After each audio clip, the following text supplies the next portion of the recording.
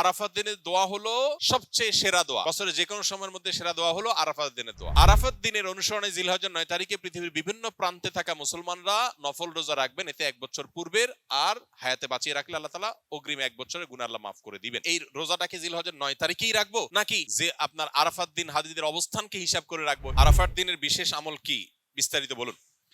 আরাফাত দিনের আমল যারা আরাফায় অবস্থান করছেন তাদের জন্য একরকম, আর আরাফাত দিনে যারা আরাফায় অবস্থান করছেন না, বিশ্বব্যাপী বিভিন্ন জায়গায় আছেন, তাদের জন্য ভিন্ন রকম। যারা আরাফা অবস্থান করছেন, নবী আলাইহিস সালাম বলেছেন খায়রুদ দুআ এ দুআ ইয়াউমি আরাফা। এই হাদিসের এই অংশটা যদিও আম, এখান থেকে আরাফাত দিনের দোয়াকে নবীজি বলেছেন আরাফাত দিনের দোয়া হলো সবচেয়ে সেরা দোয়া।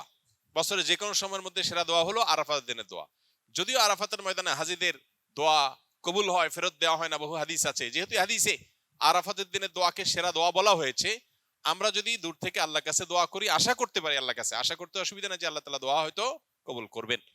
দ্বিতীয়ত নবী আলাইহিস সালাম বলেছেন খায়রুমা আনা কুলতু আনা ওয়ান নাবিয়্যুনা মিন ক্বাবলি লা ইলাহা ইল্লাল্লাহু ওয়াহদাহু লা শারীকা লাহু লাহুল মুলকু ওয়া লাহুল হামদু ওয়া হুয়া আলা কুল্লি শাইইন কাদির।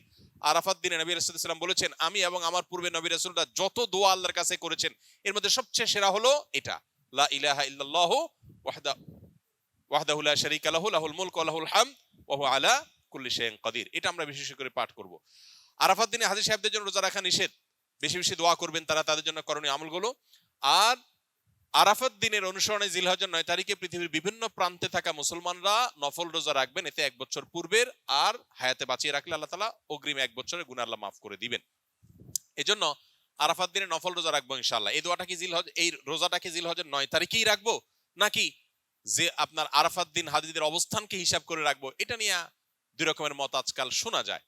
তবে আরাফাত দিনে হাজিরা অবস্থান করছেন হুবহু ওইটার সাথে মিল রেখে গোটা বিশ্বে আসলে ওই দিনে একই সময় রোজা রাখা এটা সব ক্ষেত্রে সম্ভব না, ভৌগোলিকভাবে এটা সম্ভব না।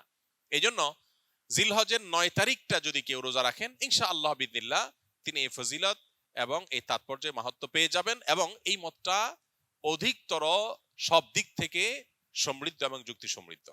এই জন্য আমরা আরাফাত দিনে যারা আরাফাতের ময়দানে অবস্থান করছি না তারা রোজা রাখবো ইনশাআল্লাহ বেশি বেশি করে।